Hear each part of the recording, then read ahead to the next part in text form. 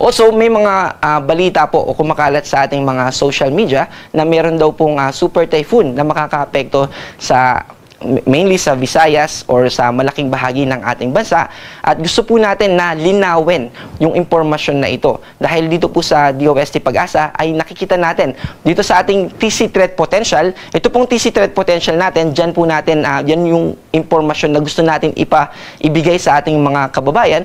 Kung may potential ba, mayroon bang posibilidad na may mamuong bagyo sa susunod na 2 linggo? Dito po sa ating TC threat potential, ito po yung low pressure area na ating minonitor nung na nag-dissipate na kaninang alas 8, na nag-merge na or posibleng yung nakikita natin ngayon na circulation, yung binanggit ko kanina na circulation bandang Vietnam.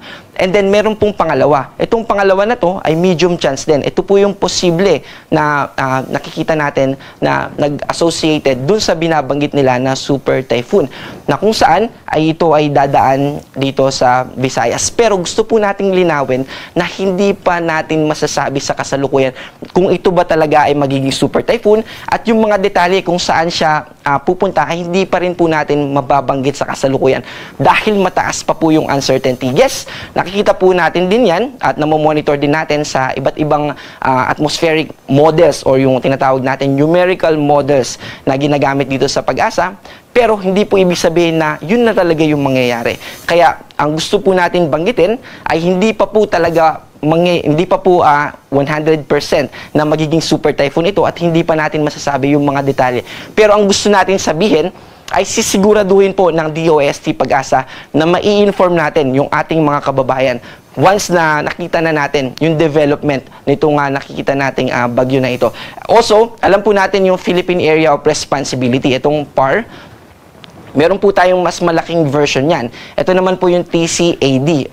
At kapag nandito po yung bagyo or anumang atmospheric like tropical cyclone o mga bagyo nga po, ay nagbibigay tayo ng tropical cyclone advisory.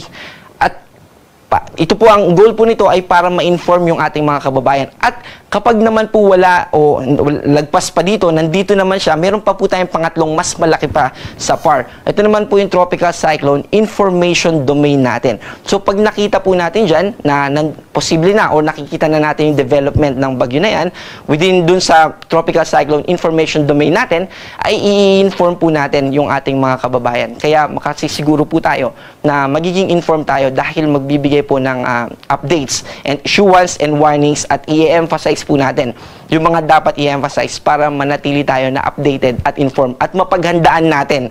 Kaya po may malalaki tayong domain dyan para ma-inform tayo at mapaghandaan natin. Kahit paulit-ulit po tayo, gusto natin linawin at sabihin sa ating mga kababayan na huwag po tayong mag-alala, ma-update po tayo at sasabihin po ng Pag-asa yung mahalagang impormasyon para makapaghanda po tayo. So ilan pa po bang bagyo yung inaasahan natin bago matapos yung 2025? 2 hanggang 5 bagyo pa po. Also, sa mga kababayan natin na hindi pa aware, kahapon ay nag-release na o nagbigay na ng pahayag ang DOST Pag-asa na simula na ng ating amihan or northeast monsoon. Pero hindi po ibig sabihin ito na ngayon mismo ay makakaranas na tayo ng malamig na hangin. So, gradual po ito. Nagsisimula po yan sa northeastern, sa northernmost part ng Luzon, and little by little ay mararanasan na po yan pababa ng pababa po hanggang sa maramdaman na natin dito sa Metro Manila at sa ibaba pang parte ng ating bansa. By November, eventually, lalo na sa December, January, and February, ay mas mararamdaman na natin yung mas malamig na simoy ng hangin.